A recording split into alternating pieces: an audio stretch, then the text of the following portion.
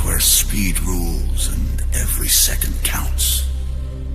Where rubber meets the road and the stakes are sky high.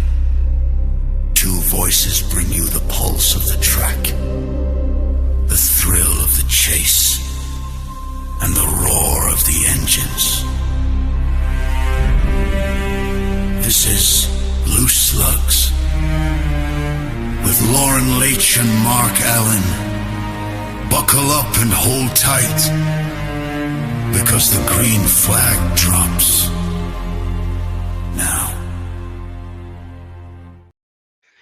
Hey everyone, welcome to another edition of the Loose Lugs Racing Podcast, presented by the Corp Racing and Valley Gasket. Thank you, Tim, Ben, and Carrie. As we always say, we appreciate it so much and everything that you do, not only for us, but for the community as well. Mark, episode 196, man. How are you doing? Hey, man, we got through speed weeks, man. Daytona. If we kept all the vehicles on the ground, everybody was safe, and we had a pretty good super weekend down at Daytona.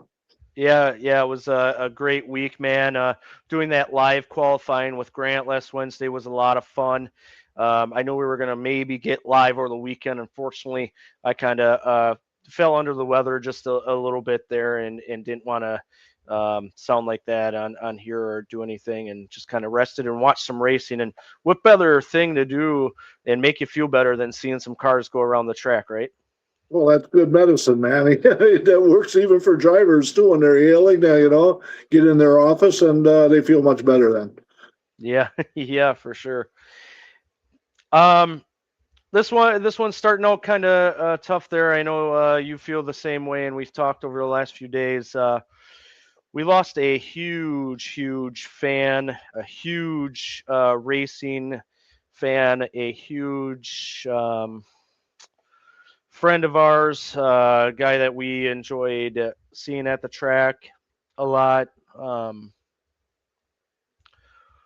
It doesn't get any easier, but man, we lost Lenny Thiel, and I know the visitation and stuff was on Saturday, so if any racers or fans that got to know him, he would talk to anyone supported racing like no one else really. Would walk up to you, say some good things. He always had some good questions.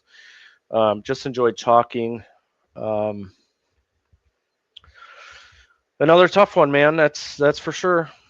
I'll tell you what, man, I usually show up at the track, everybody knows I get out to the racetrack at 4:00, and get my seat down, and the first thing I do is I cut right over to turn 4, and if Lenny was sitting over there, and he'd be hanging out over in turn 4 up on the top row, and I would just sit next to him, and every week it was like a half hour racing show. Me and him, he'd ask me questions, and finally he kind of picked my brain thinking that I would know some inside rumors and stuff like that.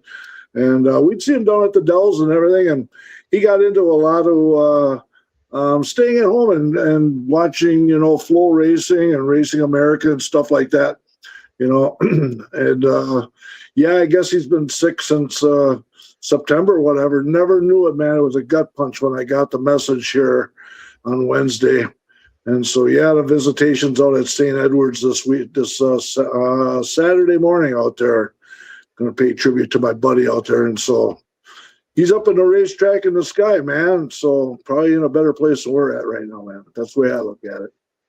Yeah, Lenny will be missed for sure, man. He was just a great guy to talk to. Really appreciated us, which doesn't even matter. But, yeah, it's a tough one. Unfortunately, in addition to Lenny, we also lost Craig Hippis. So that's a big loss, too. The brother of Chris and Kurt Hippis. So lost him as well. So thoughts and prayers to the Hippis family as well. Yep, that's for sure. So just remember our motto, live for today, man. Tomorrow's not promised. Yep, that's for sure. So just thinking of everyone and everyone else that's going through a tough time, we're thinking of you. And like we always say, don't hesitate to reach out or anything if you just want to even talk or whatever it is. So, yeah, just rough week for losing some people. So, but like you said, they would want us to go on and everything like that. It doesn't make it easy, but we'll do that here. Go ahead, man. Carry on. Yep.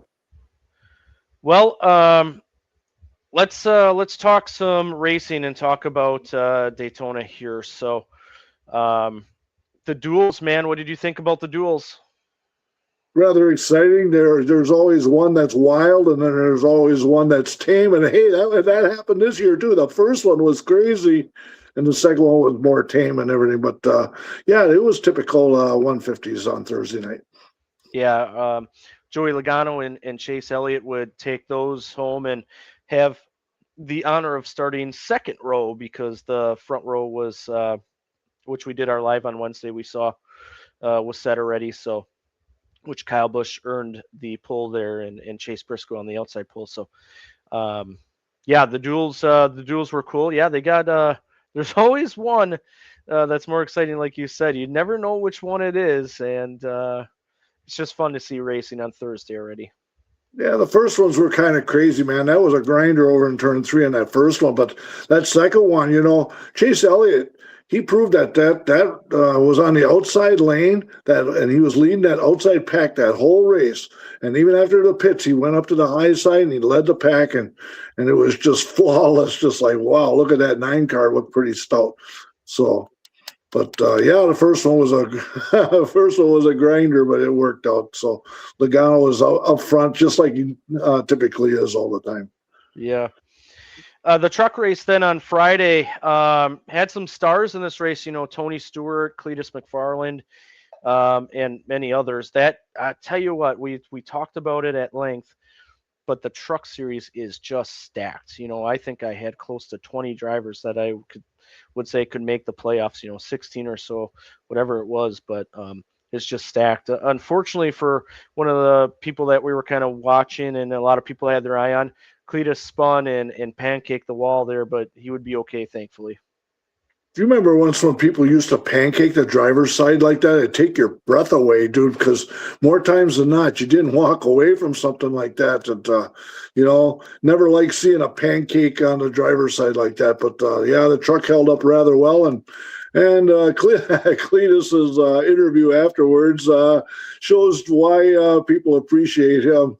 He had some choice words kind of to say to himself and moved on. So it was rather interesting comments.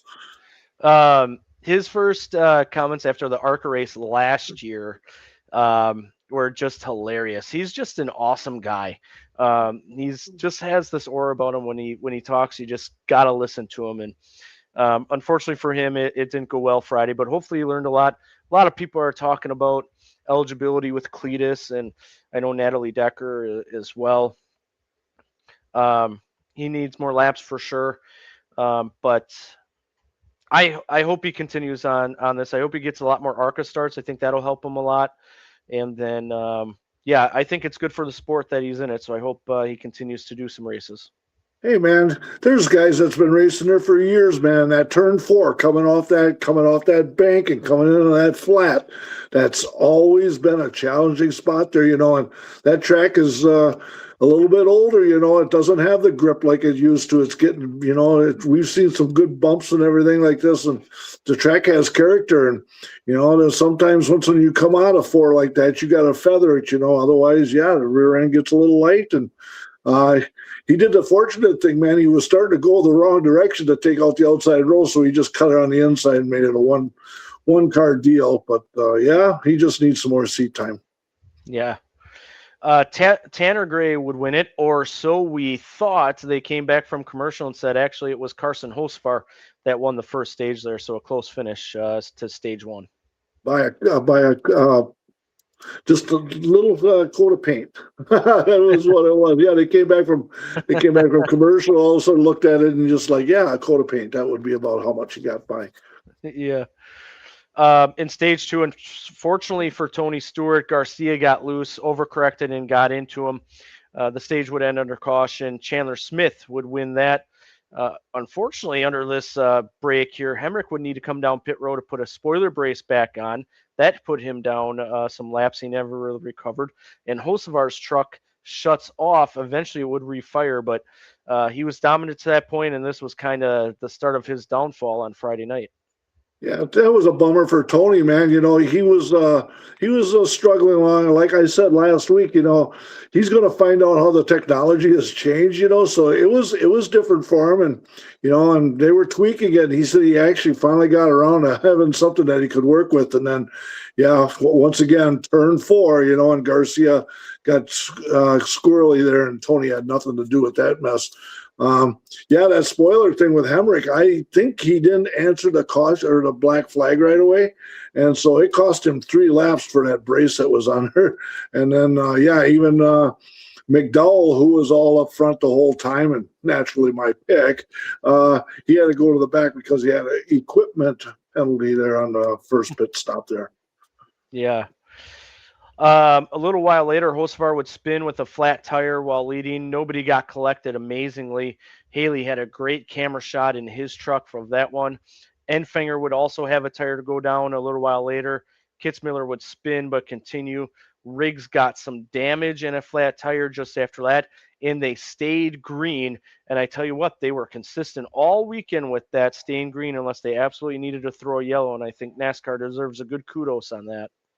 Isn't that cool that they did that and let it play out? When somebody loses it, just right away, it seems like they're just sitting there with their finger on the button to push it, and they held back. And once when somebody's not in harm's way, to give them a chance to turn around.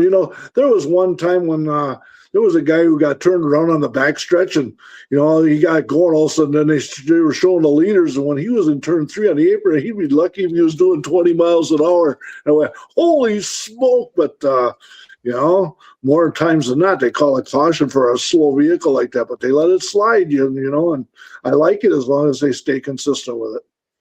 Yeah, absolutely. Consistency is the key there, and they did a great job this weekend, so we appreciate that, NASCAR.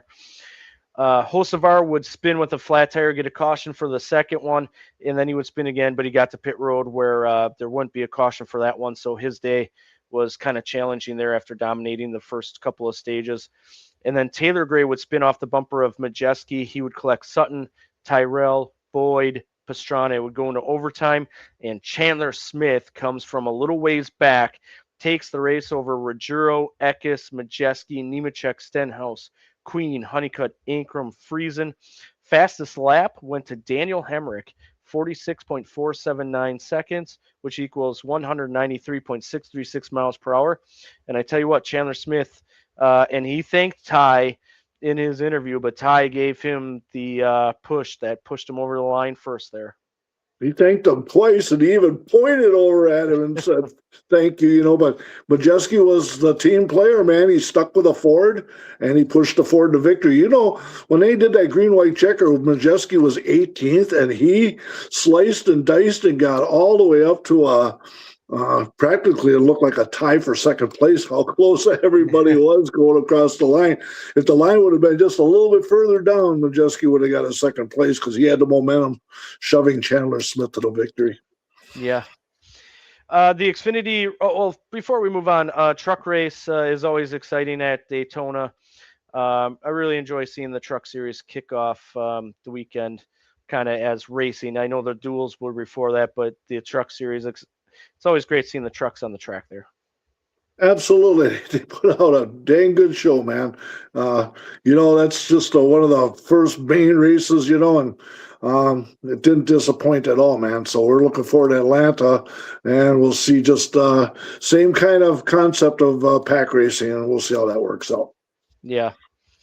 The Xfinity series then, unfortunately, they wrecked on the start. A bunch of people got damaged from that, including Wisconsin driver Luke Fenhouse, and he had an uphill climb from there. Yeah, you and I were texting each other and says, is Luke okay? And when he first drove by, it looked like he might have missed it, but you don't even get to the start-finish line, dude, and you get your nose cleaned. That's just what a bummer that is. But, hey, they stayed on it, man, and still got a top, 23rd, I think they finished, so there was no quit in them, man. They kept fighting away and trying to keep that car going. But that's a bummer to start the race, and you didn't even get over the start line. Yeah. Yeah, I ended up buying, due to that, I wanted to see what the team communication was. So I ended up buying the year of NASCAR Premium, where you get the radio. They had great communication. They did lose their hood um, under one of the laps there. And again, NASCAR stayed green because I think it ended up out of the racing line somehow. But yeah, they had great communication. And another team that deserves some kudos here was that 5 team because they stuck with it all day. Well, they asked the question if they could run without the hood, and they said, yes, we can. So they just left the hood off of it. Engine stays cooler that way, though, but doesn't help you very aero-wise, though. Right. Then Sammy Smith and Mayer would come together. They would collect Ruggiero, Creed, Sanchez. Hill would win the stage. Yeah, Hill led the stage. He just sits there and toys with them. He goes when he gets in the front row. Every once in a while somebody got alongside of him. But they just, the announcers said, if you want to win, just don't help Hill at all. And that's hard to do, man. He was playing both lanes, and he definitely knows what he's doing, how he does that. Absolutely. Hill would also win stage 2, so he swept the stages. And then later in the race, Ryan Sieg and Jeb Burton would make contact and spin. They collect Taylor Gray, Jones, Allgaier, Mayer, Clements, Decker. This would cause a red flag here. Yeah, that was a grinder of a crash that was there, and then once when everybody's been talking about Natalie Decker, 16 seconds afterwards, and you don't realize that a car is going to come up onto the track, no steering, no brakes and everything. And it was unfortunate, man. And boy, I tell you what, Natalie's sure been taking some heat for it. And, I don't know. I don't know if a lot of that stuff is really fair, man, because they're really trying to tear her down. Well, and the thing is, when she was a little behind the pack, obviously it took some time for her to get there, but there was a car that went through just a couple of seconds before she got out there and was going just as fast on the high side, and Mayer didn't get there in time.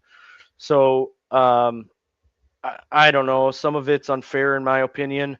I think she obviously would do things differently the next time, but some of the people are just downright mean about it. It's fine to have your own opinion and talk about it, but you don't need to be, mean and all that. And you can have your opinion and you can be as stern as you want, I guess, but maybe try to be a little nicer. And you and I talk about that all the time. Try to be more positive, treat people like you want to be treated. And we've seen some more of that this week. I mean, when you're up on the bank like that, the A post is there, and you're coming around, and you might have a dirty windshield. You got, the stadium lights are on your windows, and then you don't expect somebody to come back up on the track like that. It just was a complete, and it's, probably just all of a sudden by the time she realized it was happening, it was too late. She got wound up, but man, she creamed her car out, and then she really got frustrated on the radio too, understandably, but yeah, it's unfortunate, man. She's been taking some heat, but like Kenny Wallace says, man, after a while that'll dust off and everything like that, and regroup and see what you can do over there at Pocono. She's got a sponsor for that, and she make a good run over there, man. That'll keep people quiet. How's that? Yeah. Just unfortunate, obviously, for everyone there. And just I think that's the one takeaway is just can be a little better. Everyone can be a little better, right? So again, fine to have your opinion. That's why we do this. We share our opinions. We want other people to share their opinions, and you can be stern with it. And people that have more knowledge than you and I have some very strong opinions on it. Kenny being one of them. I've seen the Dirty Mo door bumper clear guys and girls have some comments about it. I don't know. It is what it is. Just move on from it. Yeah, I don't know. People seem to think that they can gain something by tearing somebody down like that. I don't know. Just everybody gets on a pack and just moves on with it. But that's a sign of the times, man. You can say anything, when you're not facing somebody, that's the way I always says. If I'm going to say something, it's probably I'm going to be able to tell you that to your face too. That's kind of the way I am. But there's a lot of people that hide behind a keyboard and say mean things. So anyway, that's a sign of the times, and let's get over that, man. Let's go back to talk racing here. Yeah, the last thing I'll say about it too is I think there was a couple of things that kind of had people talking about it. One was her radio after, but again, you're so amped up. I think even Mike Davis said you're allowed to, um, be irrational inside the race car, especially when something like that happens. I know he took Sam Mayer's side and saying, he didn't have any brakes and all that. You shouldn't be blaming him, which is probably true. But again, you're in that instant, you're upset about what just happened. You're going to be irrational. So I don't know if that's a big deal. But, she had the thing with Bert Kreischer earlier in the week. She had the thing with Matt Tiff during the week. And I think people really latched onto that. It was just another thing for people to say there was 3 things that I didn't like. In other people's opinions, I don't really have an opinion about it. But other people's opinions, and I think that kind of piled on, unfortunately, for some people, and they just unleashed, unfortunately, and we'll just move on from that. Talking about Austin Hill, he would win the race, so he sweeps the stages, wins the race over Allgaier, Ryan Sieg, Anderson, Sammy Smith, Ellis, Quapple, Perkins, Love, and Carruth. Carruth had the fastest lap, 47.082 seconds, which equals 191.156 miles per hour. RCR has won over 50% of the races, since 22, for the last 4 years. And, if it isn't Hill, it's Love. Jesse Love was there, the first stage, but he faded as the race went on, which was kind of surprising there. Allgaier had his shot. Allgaier got alongside Hill one time, thought that he got him. And, Hill found a way to get back around him again. So Jordan Anderson, man, he sure had a shot at the end, but he got moved off to the side at the end with a not a good bump that was there for him. But he definitely was relevant. So good entertainment. O'Reilly's 300 race. Oh yeah, O'Reilly. I think I did say Xfinity. Shoot. I'll get it one of these days. Give me a couple weeks here as we get going, and I'll make that. O'Reilly. It's important to say the right sponsor because they're putting money into the sport that we love. So it's O'Reilly, and I apologize about that. I'll get better. Talking about Anderson, man, has he been close at Daytona now? In the truck a few years ago, now Xfinity a couple times. That would be cool to see him end up with one of these deals. Ryan Sieg, he had an uphill battle all day. Matt Noyce, Wisconsin crew chief there. They've been battling for a couple of years now, getting better and better. They've been close. He had to come from a long way back. I think he was involved in something earlier and had to come all the way back. But Love, unfortunately, he would go all the way back to 9th. It looked like he had a shot at winning, and Austin just didn't get the right run at the right time and kind of faded there. And you could tell he was pretty dejected there sitting on pit road. Yeah, he had a right flat tire, Sieg did, in the first stage and ended up losing a lap. And then at the end of the stage, he got his lap back by a lucky dog and then worked back from there, man. So worked his butt off all day, man, to get a 3rd place. That was impressive. Yeah. Yep. Good O'Reilly race, though. Once again at Daytona, they'll head into Atlanta this upcoming weekend, which we'll talk about in a little bit with all 3 series. So then the big one, the Daytona 500. They moved the startup by an hour, and it was a great call. Yeah, but they were still only a half hour fast. All sitting there like, okay, we're going to start this race at 12:30 our time, and then all the fans were still sitting on the trial, like, I don't know if they're looking. I was watching the radar, like, every once in a while, I don't like doing that and think we're going to get this in, and they did, but they dragged it just a little bit, so they were only a half hour for a green flag. So, but it was okay. Yeah. Unfortunately, BJ McLeod, who got into the race after Anthony Alfredo was disqualified in the duels, he would spin early with a mechanical failure and collect Byron, Mears, Gregson, Reddick, Allgaier. McLeod would be done for the day. The rest would end up okay. Nobody really got collected too bad with that one, just skinned up a little bit, especially the 40 and the 24. But something was wrong on the right rear there. I don't know if a bearing went out or a brake or caliper or whatever, but that car sure shot around and had a right rear problem that That definitely could have been a lot worse, man, right where that happened. Once again, turn 4. Yep. Yeah, it could have been a lot worse. You're right. Tell you what, you talked about people getting loose out of turn 4. Kyle Busch got loose and got into Keselowski, and if Keselowski wasn't there, Busch may have spun, and who knows after that if he would have went into the wall like Cletus McFarland or anything like that. But they ended up both saving it there. Sometimes it works out that way. That you're out of control and somebody will straighten you back up just the way it works that way. Another close call. Byron got into a hole in front of Larson, but Wallace was pushing Larson, and Larson almost lost it there as well. Boy, Byron was just having a heck of a time. He got skinned up in that first wreck with the 78, and yeah, he was comers and goers all day for him, man. Yeah. How about this? Zane Smith would win the stage.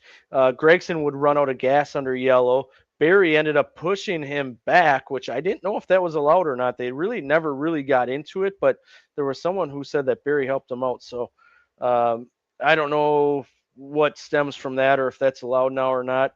But Gibbs would have a loose wheel and had to stop in the 11 pit to ended up tighten it.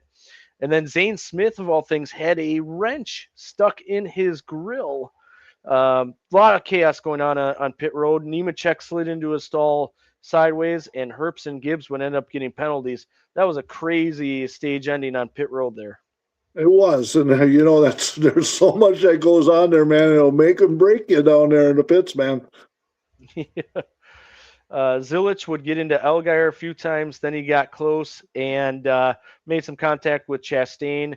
That causes Ware to spin and would collect Gibbs, Briscoe, Austin Dillon, Gilliland, and Heim. And a whole bunch more, too, man, that were all skinned up from that one also. Yeah. Then Allgaier would squeeze Hamlin into the wall in the front stretch. The big one ensues. Wallace would win it under caution, but that was the big one right there. That was the big one, yeah. Then thought even the 23 was involved with that, but he stayed out front, man, and he got the stage win. So Bubba got the stage there. Yep. Heim would push Denny off the corner. Denny got loose and would collect Bell. And that was a hard rocking hit for the 20, man. Killed his car right there, but the 11 he still got to carry on, didn't he? Yeah. He didn't get the bad deal. Nope, it was more Bell that got the worst of it there. Yeah. Hocevar would hit the wall and spin after getting pushed by Jones. More spin. It stays green on the final lap. Elliott gets the lead, but Reddick has a run with a push from his teammate Herbst and would win it as they cross the line. Tyler Reddick wins the Daytona 500. Yeah, Reddick only led one lap. That whole race, man, it was the most important one of all, but it wasn't that cool. He went high, he went low, the 35, his partner, Herbst, helped him. Herbst thought that maybe he could actually slide around and see if he can get to the outside, make it a 3-horse race, but Keselowski was there, and it was on from there. So there was cars that the only one that actually made it across the finish line was the 45. Everybody else was wrecking going across the line. Yeah. I know Keselowski didn't like the move, but I'm sure Herbst didn't even know he was out there. It happened so quickly. He thought he had a shot to win. And if he's any further ahead and he gets that push from Keselowski, Herbst might win the 500. Keselowski had one heck of a run. Maybe he wins it if Herbst doesn't go up there. Man, close racing at the line. Unfortunately, they did wreck at the line as well, but thankfully everyone was okay. Yeah, that's for sure, man. So there was some grinding at the end there. That really kind of sucks, man. You race all day and then you destroy your cars at the end. So, but yeah, they got more. They'll build more, and I'm sure we'll rack up a few more in Atlanta with this pack racing. Yeah. So Tyler Reddick wins the 68th annual Daytona 500. Stenhouse was second. Logano, Elliott, Keselowski, Zane Smith, Buescher, Herbst, Berry, and Wallace, the rest of the top 10. Stenhouse had the fastest lap, 45.584 miles per seconds, which equals 197.438 miles per hour. Zane Smith, he won that first stage. He gets a top 10. He was pushing Elliott there at the end. He had a shot at it. Zane Smith is a pretty good racer, and man, at these super speedways, he's been close too. For sure, man. So hey, 26 leaders, 26 different leaders this race. So hey, what do you think about the deal where they're talking about when the 3 Toyotas got out front and then they decided that they were going to run 3/4 throttle, and they were really ticking some people off in the back, and I heard some radioactive that was out there, and they were going like 3 miles an hour. Or was it 3 seconds slower? And if you were watching TV or watching the race, you never realized that was happening. But the Toyotas were in their that was their strategy to hold back the field for fuel mileage. And but yeah, there were some people that were bunched up in the back, and the Ford camp was really getting short on. Yeah, there was some strong language that was on there. I mean, all of a sudden they came up, and even Denny Hamlin said that he's got a plan, and everybody's got a plan now how we're going to stop this fuel race. And just like, really? Oh, okay. But as to a normal fan, you didn't know that happened until after they talked about it after the race. Yeah. Toyota executed their plan. I mean, they're playing within the rules. What do you say about it? Toyota did what they did, and they got out front, and they executed just perfectly.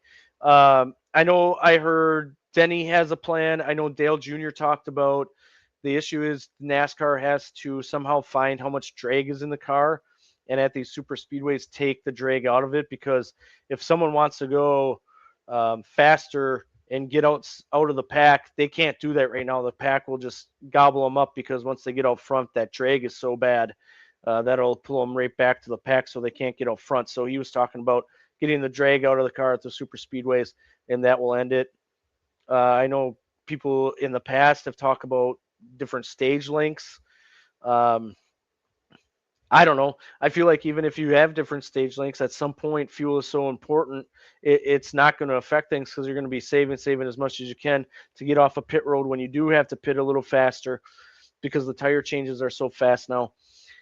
I don't know what the right answer is. You're right, though. I don't think a normal fan would notice it. Fox had the pylon with the miles per hour and the seconds they're running, so you noticed it from that.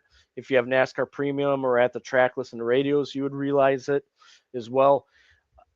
I don't have a good answer. I know NASCAR is going to take it all in. They've been looking at it.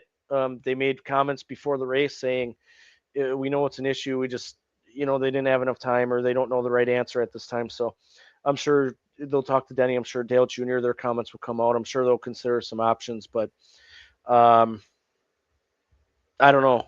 I don't have a good answer for you, buddy. NASCAR has always been that they want you going 100% all the time. And, this is here, so it's going to be interesting what they say, or what they're going to make a ruling or whatever. Kenny Wallace said, hey, I got a way to get around this. At lap 25 to go, you do a non-competitive pit stop. So, we see that around here when you come into the pits and you gain your position. I don't know if a last pit stop just to rack them that way. I don't know. There's a lot of people making lots more money than we are that's going to make a decision about that.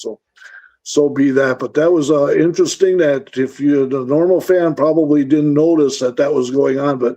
And I didn't notice it until after the next day. And they're like, what are they talking about here? I said, them 3 Toyotas are sitting up all front and holding everybody back. So that was an interesting part. Hey, man, you brought up a point a little bit earlier, right at the finish on that last wreck, and so we see some guys that went flying through the infield like that, thinking, you know what, they're going to bounce back up on the track over there, but the network never showed it, and after a while, after the next day, he says, here's the wreck that nobody saw, and there was some grinding crashes over there in turn 1, man, Blaney took a hard hit over there. There was like 10 cars involved, but they kept the green flag out to stay consistent.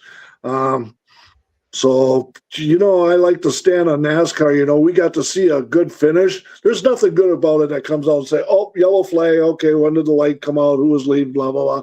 Especially when Chase Elliott, NASCAR's most popular driver was leading, and if they threw the caution, you could just hear the fans would say, "Oh yeah, there you go, the fans' favorite." They threw the caution, but they left the green flag out consistently.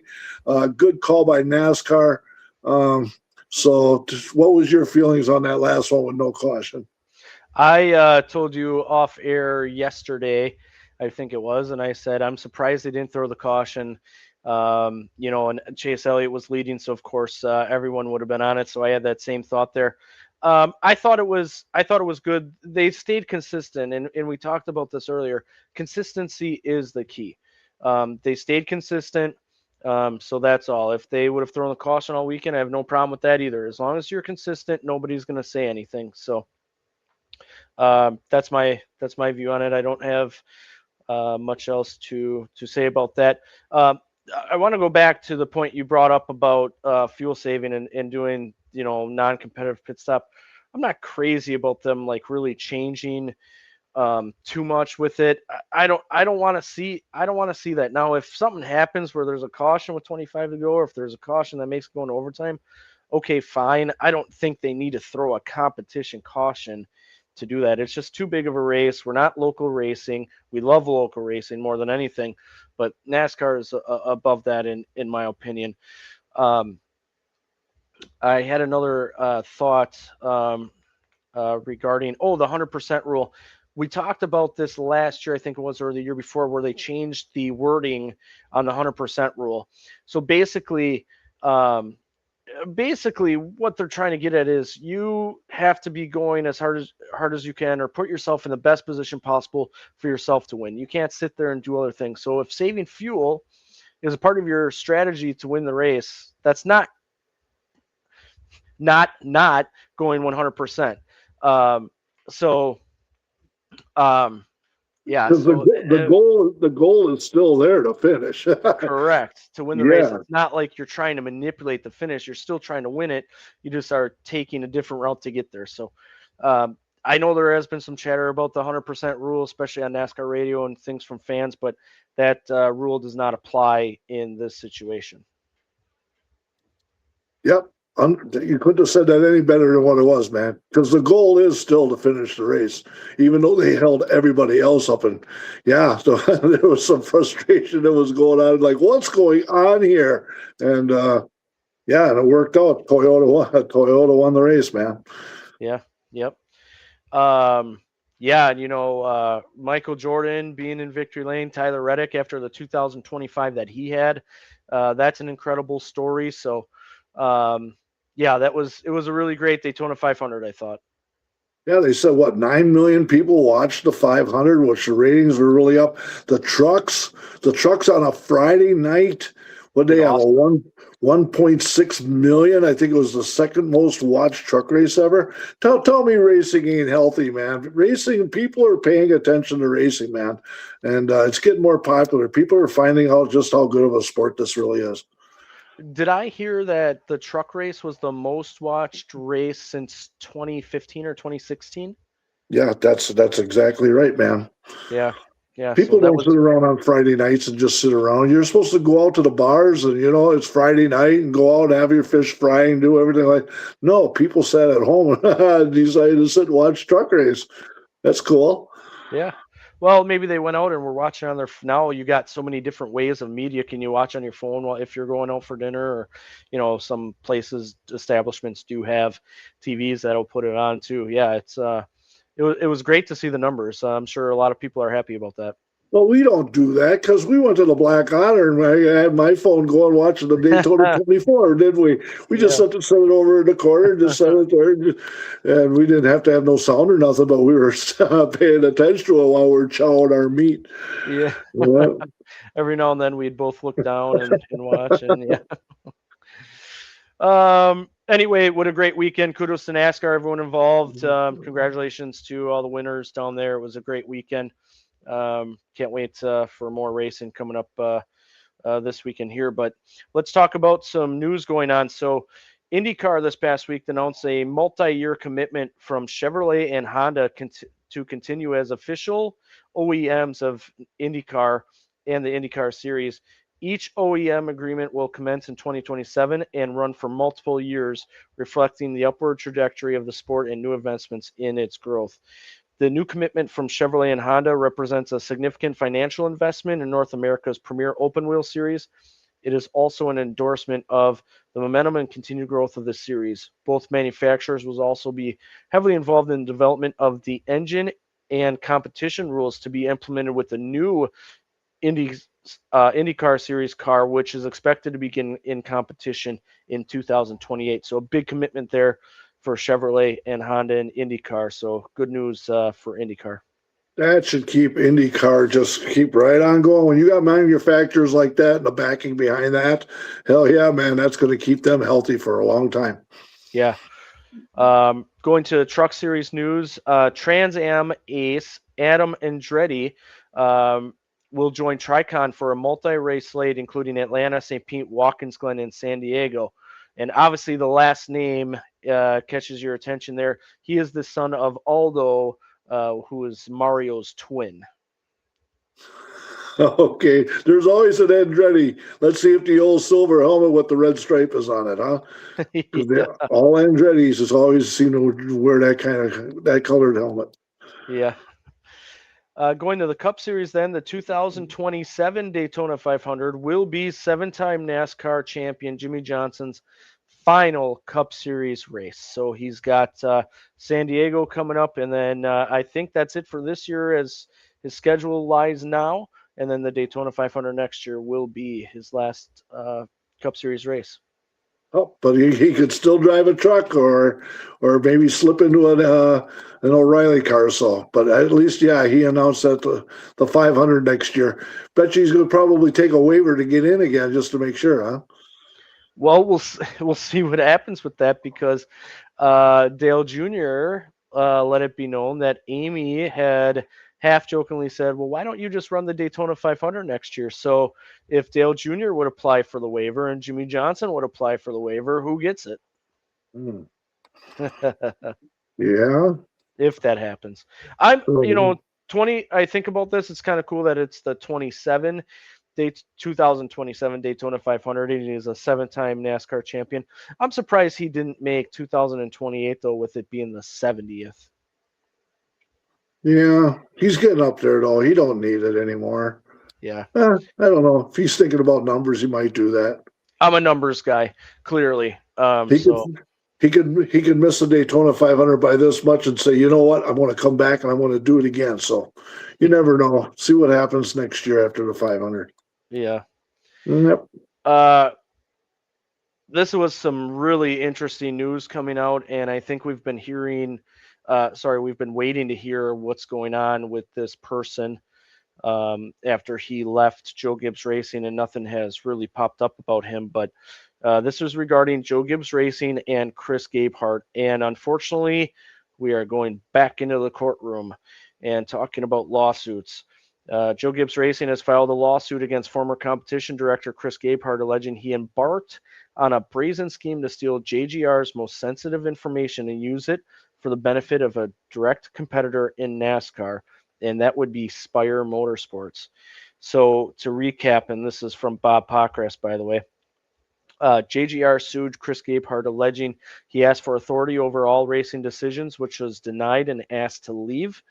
JGR did forensic analysis of Gabehart's devices and alleges he synced personal Google Drive with JGR laptop and had photos of JGR setup info in folder called Spire.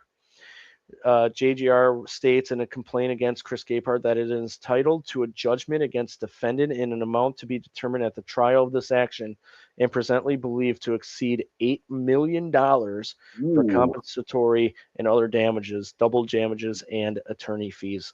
So I know a lot of people were reporting that. I got it from Bob Pockrass. A lot of this news came from Bob. Adam Stern is another one I get a lot of stuff from, and there's some others out there as well. But and of course, like IndyCar, that came from an IndyCar press release. But boy, we've been waiting to hear, where's Chris Gabehart? Where's Chris Gabehart? Sounds like he's going to Spire. Is he going to Spire? Why did he leave Joe Gibbs Racing? This is this is this is something. they had an interview with Joe Gibbs a couple days ago, and I watched that and talk about sugarcoating it. Yeah, he said we just decided to split ways, and just and Yeah. he couldn't answer the question any bit more. Where you're no controversy, nothing here, and just kind of, and all of a sudden today this comes rolling out like, oh, I bet you probably saw me roll my eyes, going back to court again, but. It must be kind of like a copyright stuff, but this has got to happen all through the years. There's guys go from different teams to other teams. That's how the technology moves from team to team like this. I mean, how much oversensitive stuff do they got? I don't know, but then you're never still going to be able to take that knowledge away. And who says that he can't get on the phone and talk to somebody behind the scenes? Unless it's recorded or whatever. So that's just weird, dude. But yeah, we know where Gabehart's going to be. He's going to be sitting in court. That's where it looks like it's going to go that way now. Well, I think the difference is like it's fine if you leave, but you can't take sensitive information with you. So I think that's obviously the big difference. You leave, you remember the stuff, like that's just going to happen. That's normal business. People do that in everyday life, not just in competition or NASCAR like or whatever. Blueprints and stuff like that. If you got blueprints and stuff like that, yeah, then I can see how they can come down on you. Yeah, you can't do that. So with him, Google Drive, I use Google Drive for a lot of things, including notes for this podcast, our weekly pick'em spreadsheets, all that I do, Google Sheets, Google Docs, all that is linked through Google Drive. So if he had all that stuff linked on there, and he plugged in a device to take it all, and he named it Spire, which, again, why would you do that? Like, it seems almost like you have to be smarter than that to name it, especially name it something like that, like Spire. Like, it brings me back, and I'm not saying, like, Gabehart's innocent until proven guilty, right? Sure. But I took a business law class in high school, and one of the first things we learned is never underestimate the stupidity of a criminal. And one of our first projects, and I'm not saying, again, I'm not saying this is Chris Gaber. I want to make that clear. But one of the first things we had to do is we had to go out and find articles and do some research on people being caught for essentially stupid crimes. And one of the people, they called the cops and said that they bought bad drugs from someone. Well, then they ended up getting picked up because they bought drugs. Something as stupid as that. So this reminds me of that. Like, is this an instance where it is just like a complete oversight, not thinking correctly? I don't know. But man, sounds like there's some evidence against him, and we'll see what comes out in the wash. But just when you think you're done with courts and lawsuits and all that, here we are again. And just unfortunate. And just gonna be just as dumb as like also okay, they found out that Spire received this, and then they come up and make a law and say, "Hey, Spire, you got to give it back," and just like, okay, but then they probably copied it somewhere or what? Yeah. Oh my God, and it just goes on from there. So, yeah, well, let's just sit back and watch and let that fester on the back burner because it's probably going to be all year and. Hearing about that. So that's a new one today, man. That answers where Chris Gabehart's been, I guess, for now, is there's something, again, he's innocent until proven guilty. But that explains why he hasn't popped up anywhere just yet, because this is going to probably put him on the shelf for maybe the full year. We'll see. Okay. More exciting news. My last news topic here, Mark, is the 2026 Kulwicki Driver Development Program semi-finalists were announced today. So we got Billy Braun, who's a Wisconsin driver, Michael Baumgartner, who's down in North Carolina, Garrett Gum, who's down in Georgia, Jevin Goralski, who we know is from Wausau here in Wisconsin, Carson Hayslip, who's down in North Carolina, Chase Johnson, who's in Virginia, Jaden Johnson, who was the Slinger late model champion last year from Wisconsin here, Aiden Millett from Virginia, Riley Music from Virginia, Cole Robbie from Maine, Brian Runstrom Jr., who is from Green Bay, Virginia. That one caught me off guard. Penn Sauter, who's from Wisconsin, obviously, Johnny's son. Keegan Sabello from Michigan, Connor Weddle from Maryland, and Luke Yarborough from Georgia. So 15 drivers that were announced. 7 of them will be come finalists with the Kulwicki Driver Development Program, which will be announced later. This is a great list of drivers, man.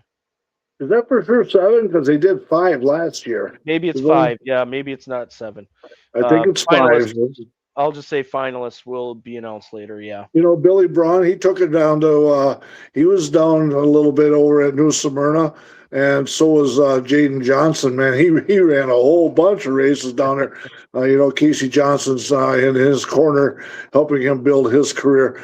Jevin Goralski, every time I think about that dude, man, you know, over at Kakana, that car was the worst destroyed car we ever seen. And then I go down to Jefferson, and here he wins the race, and it was the same car. That was just amazing in itself.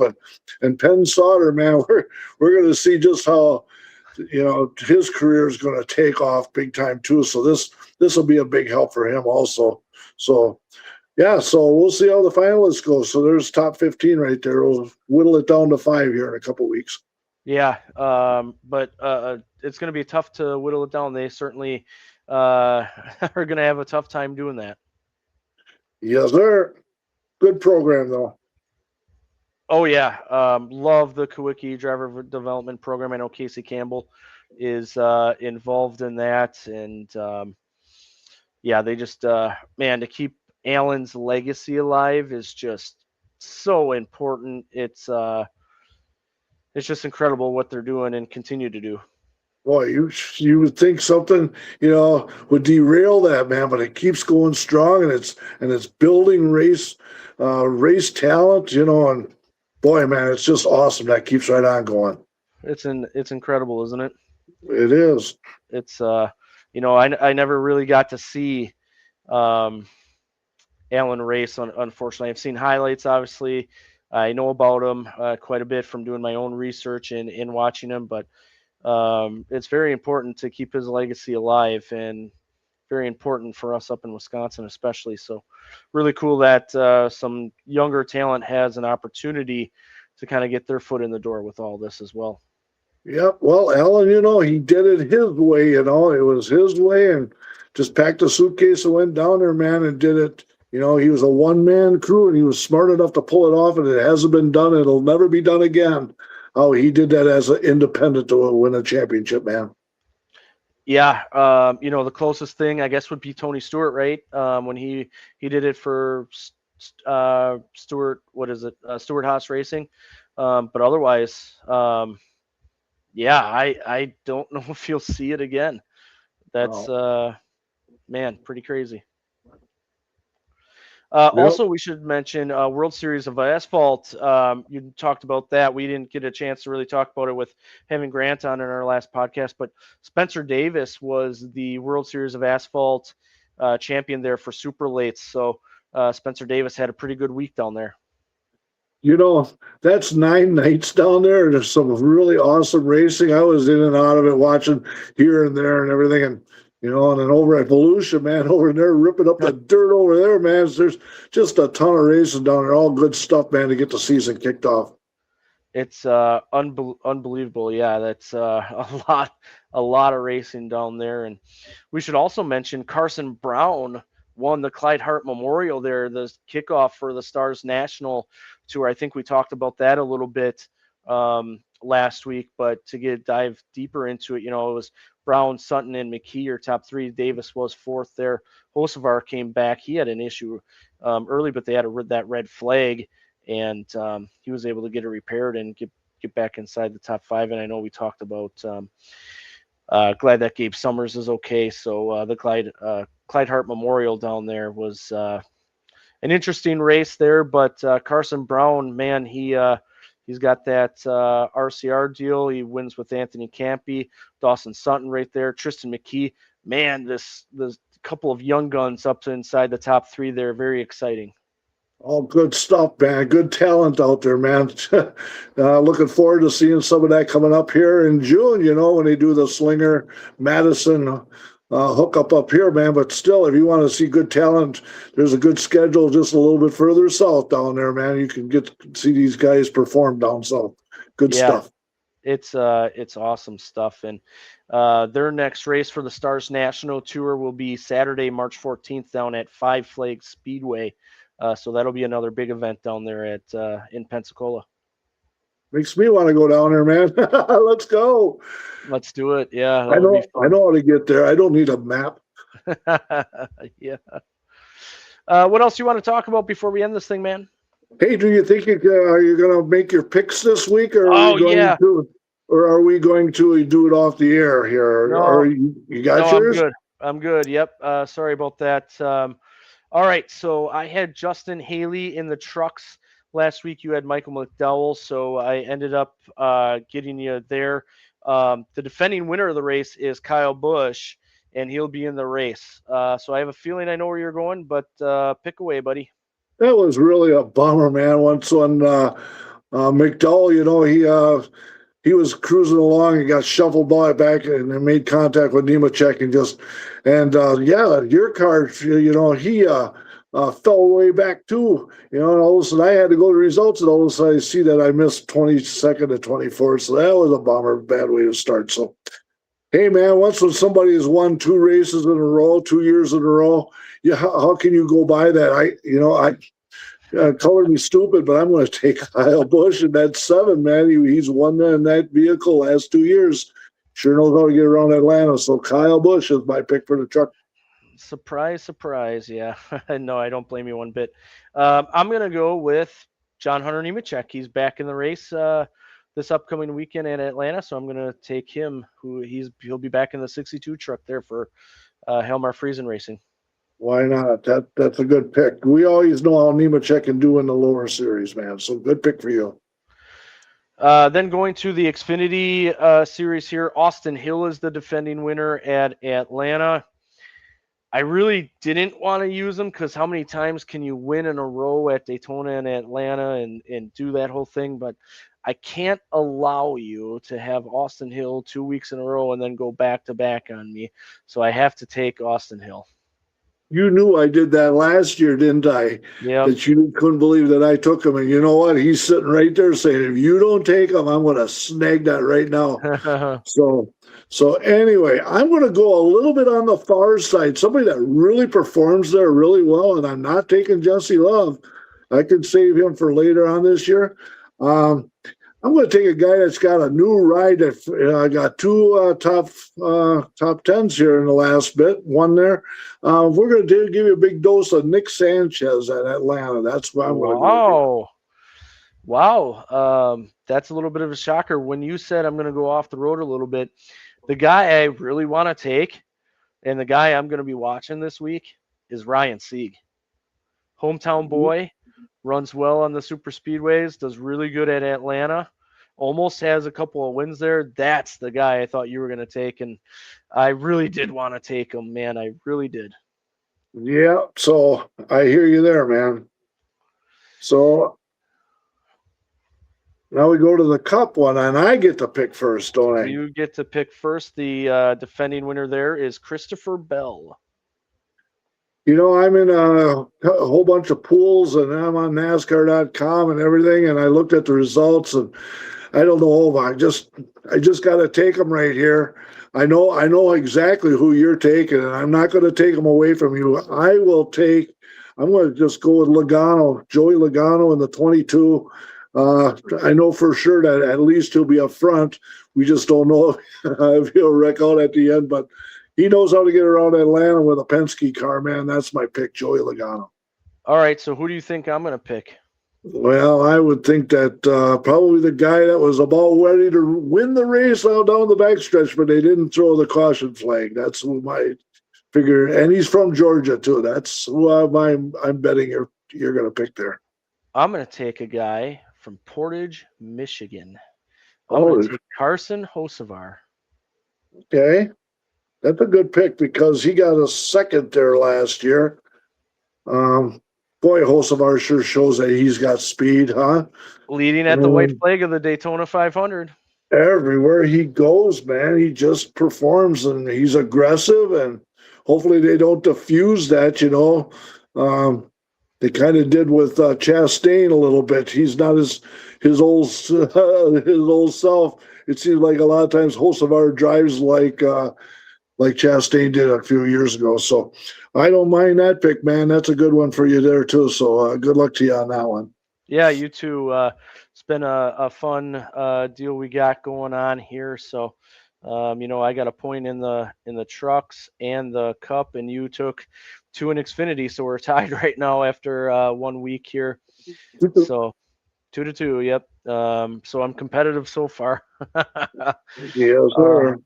But yeah, it's great fun. But now we got to worry about the weather that's coming up this week. Yeah, let's talk about especially on Saturday. Doesn't look too hot, but they're saying only morning now, so maybe just be patient. The trucks might get washed out, but boy, I think maybe the O'Reilly might have a shot, man. So let's pay attention to the weather. What do you got? Yep, this is the TV schedule and weather that I got here just a little while ago for Atlanta. These times will be Central. Friday, 2 o'clock on FS1 is truck qualifying. 4 o'clock on the CW app is O'Reilly qualifying. It'll be in the 70s with 25% chance on Friday. Saturday is where we got some concern, like you said, and where racing happens. So 10 o'clock on Prime is Cup qualifying. 12:30 on FS1 is pre-race. And 12:52, the green flag will wave for the trucks on FS1. Stages of 40, 40, and 55. 4 sets of tires. 3:30 on the CW will be pre-race for O'Reilly.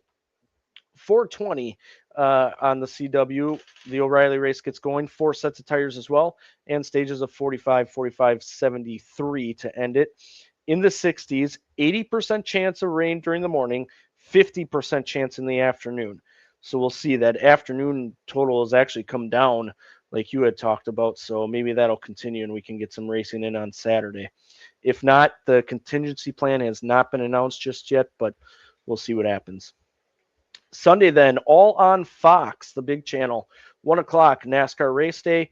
2:19, the green flag will wave for the Cup Series. Stages of 80, 80, 100 with 9 sets of tires in the 50s, so a little cooler. But 10% chance of moisture, so we like that percentage. We like that a lot. Yeah. Say we'll be all right. You can drop it 5% there, buddy. Hey, we'll be all right. All right. Any final thoughts from you, man? Not much, man. We're gonna do Atlanta. Seems to be a fun place. It's been putting out some good races lately. Track is cured just another year, so we'll see. Maybe just a little less grip. It'll be interesting. Yeah, hopefully we don't have as much wind as we did at Daytona, man. That was wild with them flags, with the way they were ripping there. These guys were coming off the corner. I think that was all the problems in turn 4 with that wind and everything. So hopefully not much wind, and hopefully they pack the house down there, man. We'll have a good race at Atlanta. Yep, absolutely. That new configuration sure has been exciting. I know it's pack racing, but it's a little different. So hope everyone has a great weekend, enjoys Atlanta or whatever you're going to be. Hopefully the weather holds off down there as well. But yep, just appreciate you, buddy. Thank you. Thanks to Tim, Ben, and Carrie for all that you do for us and everyone. It's remarkable. It is. Thanks everyone else for your support. It means the world to us. And hey, we will talk to you soon. I'll see you over on the simulator. See ya. This has been a production of Lore Sports. Hope you all enjoyed it, and thank you for listening.